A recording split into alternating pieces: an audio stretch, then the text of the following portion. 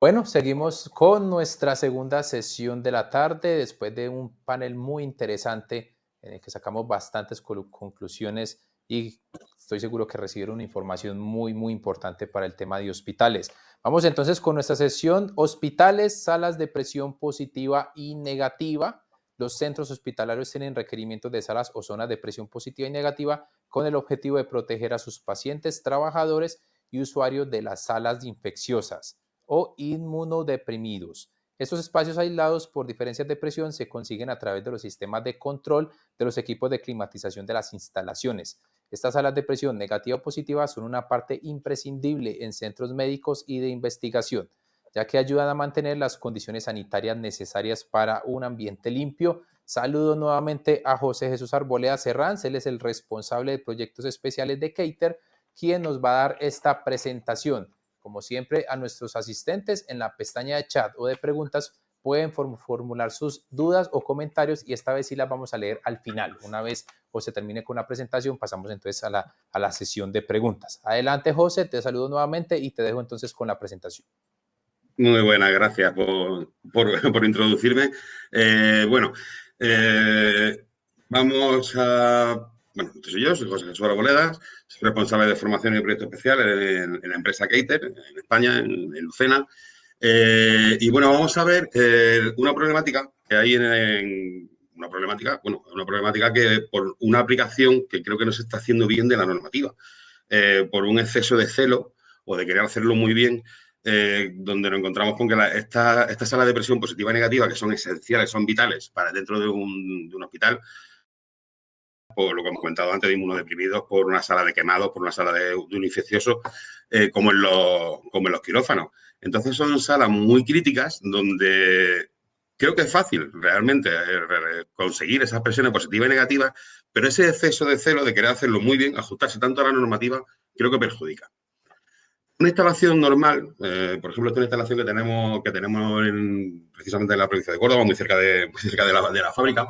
Es una instalación tipo de las que suministramos para hospitales. Se basa en un climatizador. Como veis, los climatizadores son tan modulares como se quiera. Eso, pues se puede hacer auténticos mamotretos con los climatizadores en función de las necesidades, pero lo normal es que sean climatizadores con una instalación a 4 tubos, que sea una instalación donde tanto te da frío como calor, que tengamos un control de la humedad, porque es muy importante, antes hemos comentado, que la humedad para todo lo que sea esos bichitos que están en el aire, que haya mucha o que haya poca, le favorece. Precisamente donde estamos nosotros, que entre el 40 y el 60% de humedad relativa, ellos no se encuentran cómodos. Pero cuando hay poca o hay mucha, ellos proliferan. Entonces, ese control de humedad, aparte del térmico, por supuesto, pero ya creo que el térmico está superado, el tema de la humedad es importante. Luego, algo que hemos heredado de la pandemia es el tema de la ultravioleta C. Una ultravioleta C, entonces normalmente tenemos etapas de ultravioleta C, por supuesto, siempre que sean libres de emisiones de ozono. Tenemos que trabajar con me parece que son 254 nanómetros de longitud de onda, no podemos trabajar con otro porque lo que te da el ultravioleta C te lo quita el ozono. El ozono es muy agresivo, entonces debemos de trabajar siempre con materiales que no provoquen ese ozono. Y luego, por supuesto, las filtraciones EPA, tanto 13 como 14, donde no se meten dentro de la unidad del climatizador, sino que se hacen directamente en sala, en la unidad terminal, en el difusor, es donde se controlan. ¿Por qué? Porque ahí es donde puede haber problemas de si un filtro aquí no empieza a funcionar bien, bueno, pues nos para todo el sistema. Entonces, o todo lo que hay entre el climatizador y esa sala crítica, pues puede haber un montón de cosas. Entonces, siempre se ponen en las unidades terminales y además para mantenerla es mucho más fácil. Ya cualquier filtro, cualquier unidad terminal con un filtro de alta eficiencia, con un EPA, es muy fácil de desmontar y aparte él tiene ya sus tomas de presión para detectar rápidamente cuando el filtro se colmata y cuando necesita un mantenimiento. Porque si no, al final no conseguimos nada. Bien, lo primero que hay que hacer es entrar por la normativa, conocerla y ver qué es lo que realmente nos pide. Cuando hablamos de locales con exigencias, en este caso, muy elevadas o una exigencia habitual, se clasifican entre locales 1 y 2. ¿Quién nos dice qué tipo de local es tipo 1 o tipo 2. Bueno, pues tenemos que coger nuestra normativa. Nosotros trabajamos con la 100-173, es del 2005. Fijaros que ese año ya está muy atrás.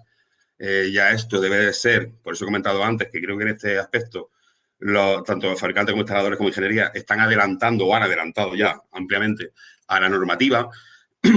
Y esta normativa nos dice, el listado es mucho mayor, el listado es mucho mayor, son dos páginas llenas de tipo de salas, pero bueno, al final un ejemplo sería, por ejemplo, en quirófano, en zona de parto, en zona de endoscopia, nos dice el local y cómo de crítico es. Si es una clase 1 tiene exigencias muy elevadas, si una clase 2 tiene exigencias, bueno, pues las normales de un hospital.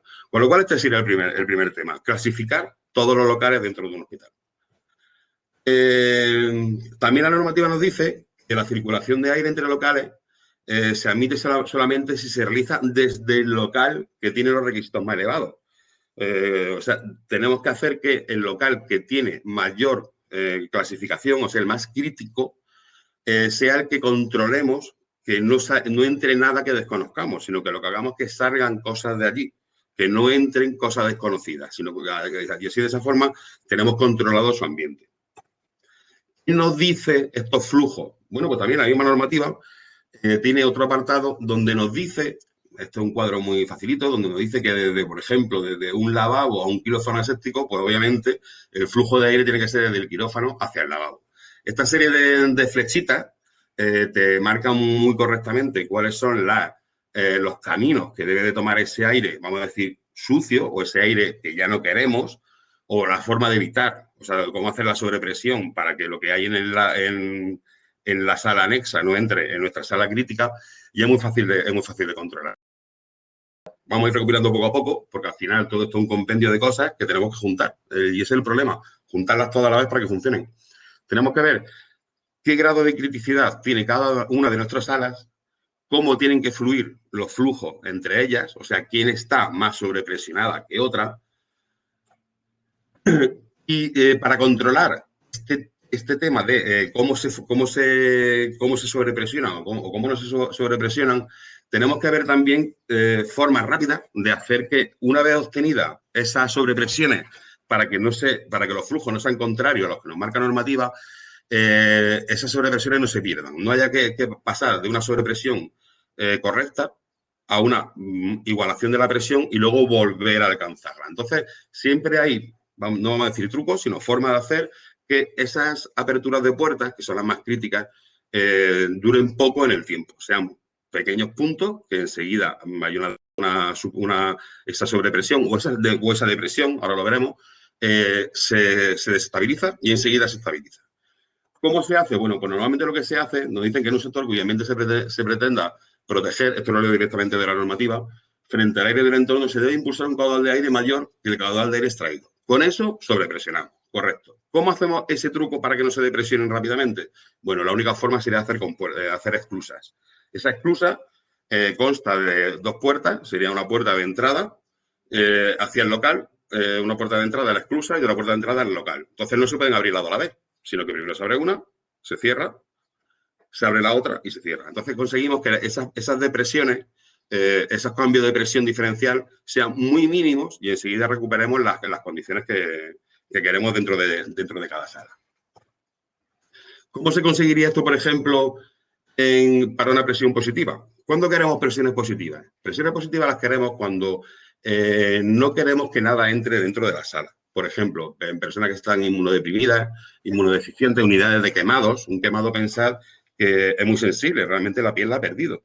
Con lo cual, cualquier cosa que entre dentro de la sala, pues al final caerá a la quemadura y al final te provoca una infección o te puede provocar cualquier cosa. No soy médico, pero vamos, entiendo que no tiene que ser demasiado bueno que entren bichitos aéreos dentro de la sala donde una persona está tan expuesta como que ha perdido parte de su piel y tiene herida abierta. Entonces lo que hacemos sería tener la sala donde está el enfermo muy presurizada, bueno, muy presurizada. Ya veremos que la normativa nos indica esas presiones, y creo que ahí es donde está el error. La tenemos presurizada para que, por ejemplo, en su baño, pues esté a una presión menor, con lo cual nada pueda pasar de un baño a una sala donde hay un quemado. Y se hace es hacer esa combinación de solamente tener una puerta abierta para que a la entrada de alguien se abra una primera puerta, se cierra y ya la presión que se pierde al abrir esta puerta solamente va contra esta sala, no contra el resto del pasillo. Con lo cual, esa pérdida de presión, en este caso positiva, dura muy poco tiempo y enseguida se recupera. ¿Vale? El caso contrario sería tener una sala con presiones negativas. Cuando lo que intentamos es que lo que hay dentro no salga. En este caso sería un infeccioso o un contagioso. Este ha sido el gran caso de la pandemia. Gente que queremos aislarla de forma que lo que había dentro de esa sala con un señor que por vía respiratoria era totalmente contagioso, puede hacer que ese ambiente nunca pasara a los pasillos. Obvio. Pues si no hubiera sido una auténtica locura. De hecho, uno de los problemas que ha habido es que no había camas para todo el mundo, entonces han tenido que habilitar locales donde, bueno, pues no había estas medidas y todo se compartía y, bueno, pues ha sido un poco más complicado. ¿Cómo se haría? Bueno, pues esta sala, que es esa parte de acceso, siempre está sobrepresionada contra una sala donde está el contagioso y al final, por las zonas sucias, se llama así la zona sucia, por los baños, están aún menos presionadas, de hecho, están en depresión, para que todo lo que haya dentro de la sala con esa persona contagiada o infectada se expulse al exterior de forma controlada, por supuesto. Aquí no podemos decir que esto sale como si fuera por una ventana, sino que tiene que ser a zonas muy exteriores, donde la impulsión de ese aire no caiga, no vaya a la ventana cercana o no vaya a donde pueden pasar transeúntes. O sea, tiene que ser descargas muy controladas de ese aire para evitar más problemas. Pero básicamente estos serían los dos pasos que nos podemos encontrar. Salas en sobrepresión para evitar entrada de cosas que desconocemos o que no queramos que entren y zonas subpresionadas en presión negativa para evitar que lo que hay dentro de la sala pase a zonas, vamos a decir en este caso más limpias, ¿vale? En los quirófanos ocurre algo parecido. De hecho, en los quirófanos, los dos tipos de quirófanos que hay, que son el tipo A o el tipo B, lo que queremos hacer también es que toda la zona, aparte de que esté muy aséptica, de hecho, esa es la diferencia entre un quirófano tipo A y tipo B. El quirófano tipo A es un quirófano donde la zona que se llama protegida, que es donde se realiza la intervención y donde está todo el material quirúrgico, tenga una concentración de gérmenes, el cero no se puede conseguir, ya se dijo con la pandemia, COVID es una frase que no tiene sentido, entonces conseguir gérmenes cero es imposible, pero sí que podemos conseguir que zonas tengan una baja carga de gérmenes, con lo cual el quirófano tipo A va a tener esa zona protegida mucho más limpia que el resto, mientras que el quirófano tipo B es homogéneo. Es homogéneo tanto en la zona protegida como en el resto. La carga de gérmenes que existe dentro de todo el quirófano es más homogénea. Entonces, aquí también tenemos ese tema de esa parte de hacer que esté sobrepresionado para que no entre nada, como hemos comentado antes, el tema del caudal aquí no sería por una tasa de renovaciones, ni sería por metro cúbico, por metro cuadrado, sino que la normativa nos marca simplemente que será 1.200 metros cúbicos hora de los quirófanos. Realmente es una tasa alta, de ventilación y si os fijáis, voy a pasar a lo anterior, que se ve más grande, lo que hacemos, esto serían las impulsiones de ese aire que viene del AUTA, donde lo que conseguimos es pasar ese caudal que nos están pidiendo para tener esa dilución de gérmenes. Los retornos están siempre por el suelo. ¿Para qué? Para que el flujo del aire directamente baje, diluya y se vaya. Que no haya una turbulencia. Intentamos hacer un flujo laminar, lo que pasa es que dentro de un quirófano es muy complejo hacer un flujo laminar. No es como una campana donde se trabaja con elementos contaminantes, donde sí que el flujo laminar es relativamente fácil. Aquí hay personas moviéndose, un volumen mucho mayor, hay objetos por medio, volúmenes que hacen que existan turbulencias. Pero bueno, con esa forma de retornar, conseguimos que ese flujo sea lo más parecido a algo laminar. Entonces, ya vemos que la importancia que hay dentro de una sala es, primero, conseguir los caudales de ventilación, conseguir que el aire haga lo que nosotros queremos y conseguir esa sobrepresión para que nada externo, ajeno a lo que conocemos que existe dentro, pueda entrar. Entonces, ya hemos conocido cuáles son los dos tipos de quirófano y ya lo que nos falta, ya que conocemos las direcciones de flujo, nos falta saber cuál es esa presión que tenemos que tener entre la zona, esa presión o esa subpresión que tenemos que tener entre la zona protegida, la zona crítica, con el resto.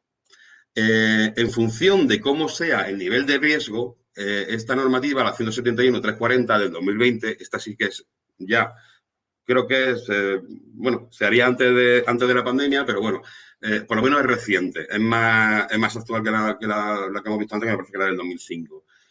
Sí que nos dice que en función de cómo sea el nivel de riesgo, tampoco te lo define exactamente, creo que es algo que tiene que el higienista, es el que tiene que dar ese apellido a cada una de las salas, pues tendremos unas instalaciones con, perdón, aquí está, sí, con sobrepresión o depresión en función de estos parámetros. Cuanto más alto sea el riesgo, como veis, tendremos más diferencia de presión. Haremos que ese flujo sea más acentuado. ¿Quiere decir esto que haya un paso de aire muy alto? No, realmente lo que conseguimos es que las puertas sean bastante estancas, conseguir que no haya directamente esa entrada, casi que sí sobre presión, pero sí que cuanto mayor riesgo haya, tenemos que subir ese número de pascales, esa diferencia de presiones entre la sala que queremos cubrir y el resto, ¿vale? Bueno, pues estos son los 3 puntos que debemos de cumplir. Son 3 puntos que debemos de cumplir para que toda la instalación sea coherente. Tiene que tener un caudal para limpiar, para diluir, tiene que tener un sentido de circulación y tiene que tener un diferencial de presiones. Bien, todo esto vez. Entonces, ¿cuál es el problema que veo que se tiene al hacer este tipo de instalaciones? Que se ciñen demasiado a esta diferencia de presión y la quieren mantener constante. Y eso es muy difícil. Estaba hablando de pascales. Pascales es una diferencia de presión muy baja. Cualquier fluctuación, cualquier apertura pequeña de puerta hace que esos pascales se igualen. Con lo cual hace que la diferencia de presiones se anule. Hemos perdido el efecto. No cumplimos con el segundo punto, que es el sentido de circulación. Con lo cual ya no está cumpliendo la instalación. Entonces, acercarse o querer acercarse demasiado a esa sobrepresión o esa depresión es el fallo. Si vemos la instalación que propone la normativa, directamente de la normativa, el climatizador realmente no es el que tiene que realizar la sobrepresión. O sea, el climatizador hace cosas, ¿vale? Pero realmente la sobrepresión en la sala es su misión. Su misión es meter aire y sobrepresionar, pero porque realmente él está aportando aire. Entonces, el climatizador realiza todas las funciones que hemos comentado antes, térmica, higrométrica, ultravioleta. Cuando llega a sala ese aire, se realizan las filtraciones y la única misión que tiene el climatizador es, bueno, después de todo eso que hemos comentado,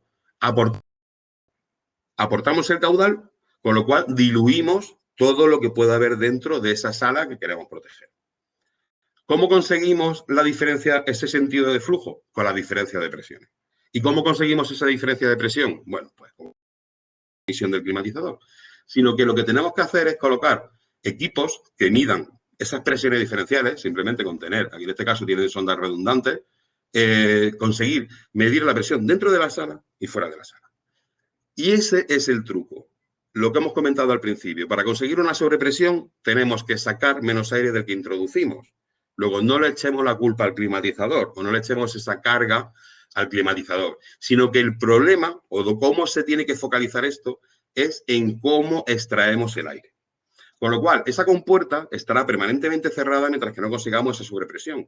Y cuando consigamos la sobrepresión será cuando empezará a moverse poco a poco, no empezaremos a fluctuar, porque al final no conseguimos nada, hasta que para mantener una sobrepresión que nosotros estimemos adecuada. Pero no la normativa, sino por encima de la normativa. Porque nosotros tenemos que conseguir que cuando una puerta se abra o cuando haya algo que rompa esa diferencia de presiones, que la consigamos mantener tanto como podamos. O si se nos escapa, que sea durante muy poco tiempo. Con lo cual, tenemos que tener una sobrepresión superior a la que nos están pidiendo. Y creo que ese es donde está el fallo.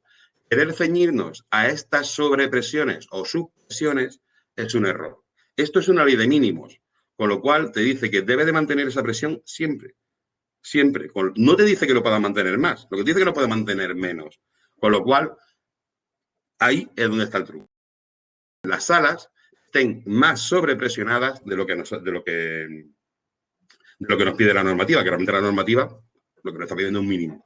Y entonces creo que ahí es donde está el gran problema, en achacarle a un climatizador mucho ventilador con variador de frecuencia, que controla presión. No, es lo que tiene que aportar un caudal y una presión lógica para vencer la red de conductos. Pero quien realmente consigue la sobrepresión o la depresión es el ventilador de retorno y esa compuerta, que es la que dice, ahora sí y ahora no, ahora sí y ahora no. Pero por Dios, que no esté siempre dando tumbo, sino que sea un movimiento lento, pero ya que hemos pasado la zona normativa y que estamos en nuestra zona segura, donde sabemos que podemos controlar esa presión con un vaivén controlado, sin hacer esos juegos raros que al final lo único que consiguen es descontrolar al controlador y bueno, pues no conseguir la misión realmente de esta instalación.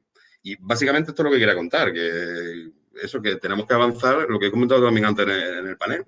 O sea, las normativas están para cumplirlas, pero nosotros tenemos que darle un plus a la normativa, cumplirla, pero con algo más que no es simplemente ceñirnos a ella de una forma tan ciega que luego al final no nos deja tener unas condiciones de trabajo correctas. Bueno, y esto es lo que quería contar, a lo mejor un poquito menos, he intentado no pasarme de mi tiempo. Muchas gracias por su atención y, bueno, pues si tenéis alguna pregunta en lo que pueda, porque, bueno, este mundo del hospital es muy complejo, Realmente son instalaciones tan complejas que son a medida. O sea, no podemos decir que lo que pasa en este hospital se puede trasladar a este. No. Cada hospital es un mundo, hay que tratarlo de una forma muy adecuada, muy a medida y, por supuesto, como hemos comentado en el panel, una buena puesta en marcha es totalmente fundamental. Si el diseño es importante, la instalación es importante, la puesta en marcha es vital. Y no os digo nada si, por ejemplo, en este caso, este difusor tiene un filtro H13 que lo filtra todo, pero está colmatado y nadie lo mantiene. Nunca podremos conseguir caudal, nunca podremos conseguir sobrepresión, nunca podremos conseguir flujo de aire que me hagan que esté esta sala como tiene que estar. Entonces, todos son un compendio de cosas que tienen que funcionar. Espero que os haya valido de algo. José, muchas gracias por la presentación. Discúlpame que se me quedó como bloqueado el equipo. ¿Respondiste la pregunta entonces, la que te hicieron sobre las esclusas? ¿Perdón? Hay una pregunta, no sé si estabas contestando, es que se me... No. Ok, entonces... Por acá Rubén Iglesia nos pregunta, ¿cuál es la recomendación si no hay esclusas? Bueno, pues si no hay esclusas, lo que pasa es que tienes un problema de que, vamos a verlo aquí, un segundo, lo que hemos comentado es que si no está esa esclusa, por ejemplo, en esta sobrepresión, si no tenemos esta esclusa, directamente pasaríamos aquí. Entonces pasamos un pasillo que está a presión cero. Entonces se nos despresuriza súper rápido, muy rápido. Ahí es mucho más... a ver, ¿qué va a ocurrir? Que vas a tener presión muy fuerte, te vas a quedar a cero, te vas a recuperar. Lo que tienes que hacer que esta compuerta no el hecho de actuar muy rápido va a ser lo que lo va a salvar, pero sí en cuanto detectes esa caída de presión diferencial, pues enseguida que actúe y los sistemas normalmente se recuperan muy rápido. Normalmente un sistema, pensad que estamos moviendo muchos metros cúbicos hora, son instalaciones que están muy ventiladas, con lo cual los caudales son muy rápidos a nivel de restaurar esa sobrepresión. Por supuesto, la puerta tiene que ser rápida, o sea, tiene que abrir, cerrar rapidísimo y enseguida esa compuerta actúa, cierra, no hace falta que sea una actuación muy enérgica, sino que en un segundo se cierra. Pero sí evitar, lo que he comentado, sí evitar que esa compuerta esté todo el rato abro, cierro, porque está descontrolada, ahí no está manteniendo está más preocupada de mantener esa presión diferencial normativa que de realmente hacer que la sala esté sobrepresionada. Pero si no tenéis una esclusa, sí que puede haber no es que pueda haber un problema, pero sí que va a ser mucho más complejo. Va a ser mucho más complejo. ¿Vale? Gracias, José. Ahí tenía entonces la respuesta para Rubén Iglesias. Juan Alberto nos pregunta si damos certificado de capacitación. No, en estos summits no entregamos ese tipo de certificados. José Chero te pide o nos pide que si puedes mostrar nuevamente la sala de presión negativa. ¿Ah? Sí, pero no nos hace como alguna pregunta al respecto. No sé qué quisiera ahí ver nuevamente. Bueno, aquí realmente lo que se hace es lo que hemos comentado, evitar que esto sería para un infeccioso o un contagioso. Entonces, lo que intentamos es que el contagio, todo lo que está respirando esa persona, pues no salga a la zona a la zona de espera. Entonces, lo que hacemos es subpresionar con respecto al exterior. ¿Cómo lo hacemos? Extrayendo más de lo que estamos metiendo. Si esto es un problema de caudales, realmente. Es realmente un problema de caudales. Imaginar un vaso con un agujero. Si el agujero es muy grande se vacía y si es pequeñito, pues se sobrepasa, ¿no? Entonces, sería conseguir sacar de aquí más aire del que le estamos inyectando y eso hay que mantenerlo, el caudal hay que mantenerlo. Hemos dicho, primero hay que mantener el caudal, segundo, direcciones de flujo y luego presiones o subpresiones. Entonces, tendríamos que conseguir sacar más aire del que se le está aportando a la sala, con lo cual nunca va a pasar un aire hacia el exterior. No sé si he contestado a la pregunta. Ahí nos comenta José Chero si le quedó claro ese aspecto. José Rico dice, muchas gracias. ¿Qué diferencia mínima recomienda de extracción con respecto a la inyección para conseguir las presiones recomendadas? Bueno, pues eso sí que es si habéis dado cuenta, lo que os he comentado, en ningún momento he hablado de esa diferencia de caudales. No nos importa. Lo que nos interesa es el dato de la presión. Nos interesa el dato de la presión porque piensa, por ejemplo, que esta sala que está sobrepresionada, que a lo mejor el caso es más fácil de ver, esta sala que está sobrepresionada, imaginaros, por lo que sea, no está bien sellada y, bueno, pues aquí hay una ventana y esa ventana, pues, te rompe la presión porque tiene una fuga. Exactamente, que si la sala es estanca, si entra a 1000 metros cúbicos hora y saco 800, consigo una presión estupenda de 30 pascales. Pero esa ventana te ha roto los esquemas, con lo cual no puedes trabajar con caudales. Tienes que trabajar directamente con lo que hay ahí en sala, con esa sobrepresión contra el exterior o contra la sala sucia. No juguéis con caudales, podéis dar con esa mala sorpresa de tenerlo todo perfectamente calculado, pero el más mínimo fallo, ¡puf!, te destroza el cálculo. Entonces hay que trabajar con lo que hay. Saber que hay un caudal que se aporta, una dirección de flujo de aire correcta y una sobrepresión o subpresión medida in situ, ¿vale?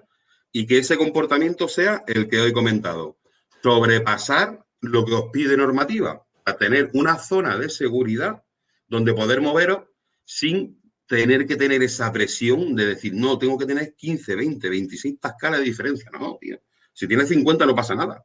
No va a ocurrir nada, por ahí no va a circular aire rápido. Ni hay gente que me dice, no, si sobrepresiono o si subpresiono, la puerta le da portazo. Y digo, no, hombre, por Dios, pues no vas a tener que subpresionar para que te dé una puerta portazo, ¿no? Entonces, creo que ya os digo, creo que ese es lo que se está cometiendo muchas veces, en un celo excesivo con la normativa y no aplicar simplemente por qué es lo que se quiere, qué es lo que se quiere conseguir, ¿vale? Vale, José, tenemos muchas preguntas.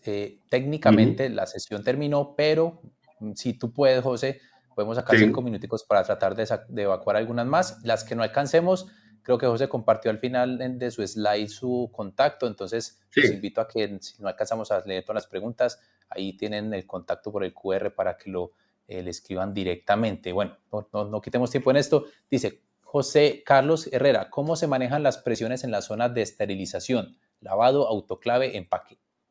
Vale, bueno, esta parte no la he puesto aquí, pero pensad, ¿qué es lo que conseguimos en la esterilización? Pues en una sala de esterilización lo que conseguimos es limpieza. Que ya que conseguimos la limpieza dentro, lo que no queremos es que nos fastidien, ¿no? Pues entonces no hay que dejar que entren cosas de fuera. Con lo cual en una sala de esterilización, salvo que la norma lo que pasa es que no la tengo aquí directamente, debe de tener una sobrepresión. No lo pone aquí, pero deberíamos de tener una sobrepresión para que no entre nada desde el exterior. Pensad en cómo lo podríamos ver esto. No sé exactamente cómo lo podríamos ver, qué ejemplo se podría dar, pero bueno, hay un ejemplo muy bueno que yo lo usaba mucho con el tema del COVID y es el tema del tabaco. Yo siempre he dicho que si estás tan cerca de una persona que piensa que si lo estarías oliendo, pues ya tienes peligro con el COVID, ¿vale? Porque al final, si cuando una persona fuma y exhala, todo ese tabaco, todo ese humo va en su aliento. Con lo cual, si no te llega, ¿por qué no? También te podría llegar COVID. Entonces, tú piensas que harías en una sala donde no quieres que entre humo del tabaco de una sala de al lado que está donde hay gente fumando. Pues haría lo posible para que el aire fuera, que saliera de tu sala para el otro lado. O sea, que tu sala no entrara nada de ese aire. Esa sala tiene que estar sobrepresionada. ¿Cuánto? Bueno, pues en principio aquí lo dice. Si quieres, te podría buscar la normativa, que es lo que dice exactamente para salas de esterilización. Bueno, con que esté sobrepresionada con 15, 20 pascales, sería suficiente. Sería suficiente. Seguimos con otra pregunta. Nos dice Mauricio Abreu, ¿cuál sería la relación de equivalencia entre caudal y presión? Es decir, No, ¿cuántos... no hay una relación. Bueno, disculpa que te he cortado. Termina la pregunta. No, tranquilo, tranquilo. Dice, o sea, ¿cuántos metros cuadrados hora representa por pascales? No, eso no hay una forma de verlo. Y es por lo que he comentado antes, porque realmente las salas no son estancas, no son estancas. Pensad que lo más estanco que se puede conseguir en una edificación, que no lo tienen los hospitales, sería un passive house, una casa pasiva, una casa donde se ha hecho de tal forma que no hay infiltraciones ni exfiltraciones. O sea, se hace muy estanca para evitar eso, para aislarla del exterior. Y al final siempre hay fuga. Al final siempre hay fuga. Entonces, es muy complicado establecer una relación entre caudales y, bueno, entre superficie imposible, pero entre caudales y volúmenes no habría forma. Ya os digo, eso hay que hacerlo in situ. Hay que hacerlo in situ, medirlo y, bueno, pues controlarlo en una buena puesta en marcha y ya está. Perfecto. Por acá nos pregunta Miguel Castillo. Dice, muchas gracias, profesor. ¿Cómo podemos comparar las normas UNE a ASHRAE aplicando las mismas lógicas explicadas por usted? En Chile siempre tenemos esa duda. Claro, es que eso es complicado. Vamos, yo pertenezco a ARRA no hace mucho tiempo, pero siempre el mundo ASRA me ha llamado la atención. Llevan 120, algo sabrán, ¿no? Y la verdad es que siempre he encontrado esa diferencia, pero al final seguro que pensamos igual. Que ellos le llamen, ahora mismo no caigo en cuál son vuestra medida en PSI, ¿no? Medida en PSI, ¿no? La relación PSI-Pascal por pulgada cuadrada. No sé exactamente cómo está calibrado, no sé si se parece o no se parece demasiado. Yo creo que al final la normativa RIT y la normativa ASRE, una se acercará a la otra o la otra a la una, pero creo que van a converger. No sé por qué, pero creo que van a converger, porque yo estoy viendo que depende de qué zona hay paralelismos. RITE está empezando a coger cosas de ASRE. Por ejemplo, ASRE hace una cosa, es que ventila a las personas y ventila las superficies. En España solamente ventilamos a las personas. ¿No? Si tenemos una sala muy grande con una única persona, tiene muy poca ventilación, mientras que vosotros ventiláis a esa persona y a toda la superficie, que me parece un gran acierto. Entonces nosotros estamos empezando, bueno, todavía no, pero lo vamos a recoger, cosas de ARRE y nos iremos acercando. Yo entiendo que lo que ARRE tenga, que ya os digo, lo desconozco ahora mismo, debe de ser parecido. Lo único que tiene que variar van a ser, bueno, pues qué requerimientos, qué presiones diferenciales, los caudales, pero bueno, son formas de ver el mundo donde al final el objetivo es el mismo. Da igual si se llega por este camino o si se llega por este, pero entiendo que tienen que ser cosas muy parecidas. Tienen que ser cosas muy parecidas. De todas formas, mira, pues una cosa que me voy a apuntar, ver cuál es la normativa, el estándar que para ver cómo se compagina con nosotros e intentar sacar lo bueno. Intentar sacar lo bueno. Nadie te dice que por estar aquí en España todo tenga que ser RITE o normativa UNE. ¿Por qué no? Aplicar una normativa que no se contradiga con la nuestra, pero que nos favorezca hacia la instalación. Perfecto, José. Vamos a leer entonces la última preguntita. Ya nos pasamos un poquito, pero todavía estamos a tiempo y ya con esta cerramos entonces para pasar con la siguiente sesión. Osvaldo Pérez dice, profesor, ¿unidad tipo paquete o unidad aplicada para un quirófano? A ver, tipo paquete es rooftop, creo que sí. Supongo, sí. Para un quirófano, unidad tipo paquete. Es que ahí me has pillado, es que ahí la forma de hablar es diferente. Si es tipo paquete, creo que estoy hablando de unidades de rooftop.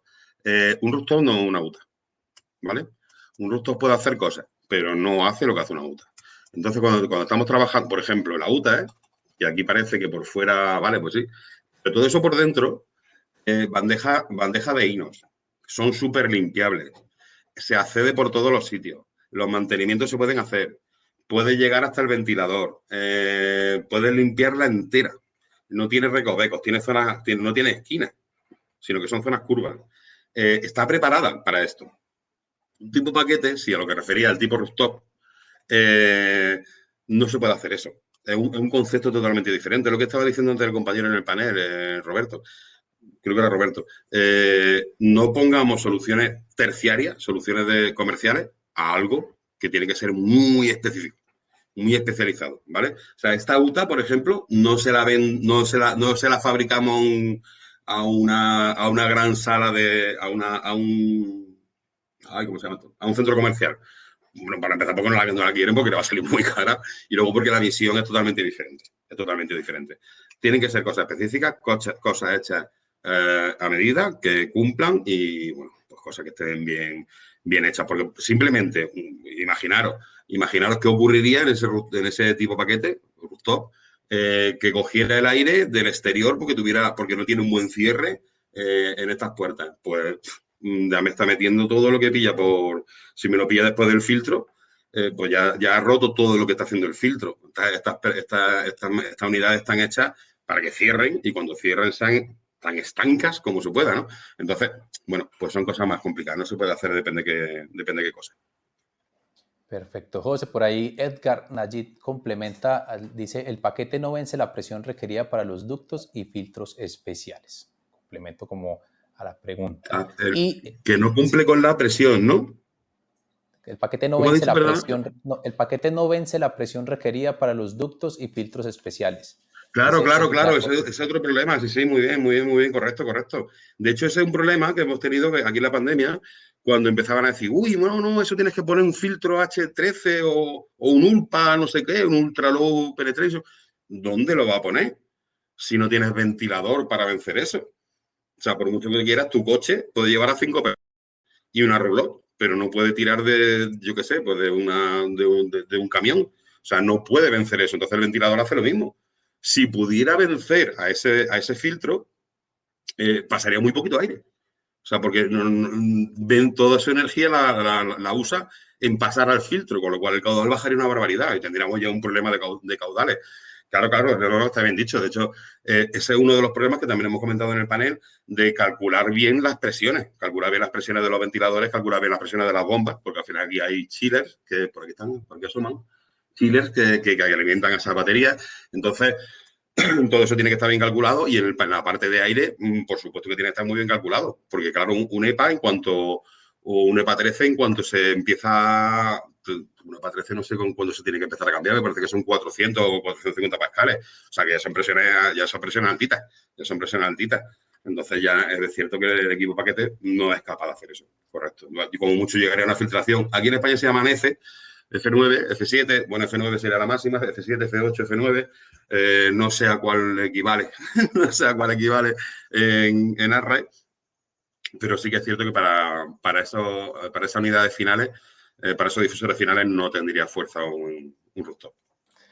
José, muchísimas gracias. Qué Nada, gracias buena a vosotros por conferencia, qué buena sesión de preguntas también. A todos nuestros asistentes también muchas gracias por estar en esta sesión y ya los invitamos a que pasemos a la siguiente que empieza nada más en 3 minuticos, que es el tema de minimizando las infecciones asociadas a la atención de la salud. Un puntico nada más, en el chat nos escribió un dato muy interesante Juan Gustavo Macha, conocido acá en Colombia, un gran consultor. Ahí dio unos datos importantes también para que los apunten. Así que José, nuevamente y esperamos tenerte en estos espacios próximamente. Muchas gracias. Cuando vosotros queráis. Un saludo. Un abrazo, gracias, gracias. Nos vemos Igualmente. entonces ya mismo en la sesión 4. Ya los vamos a pasar para allá o pueden pasarse también de forma manual ahí en el costado izquierdo. Ahí los vemos. Gracias.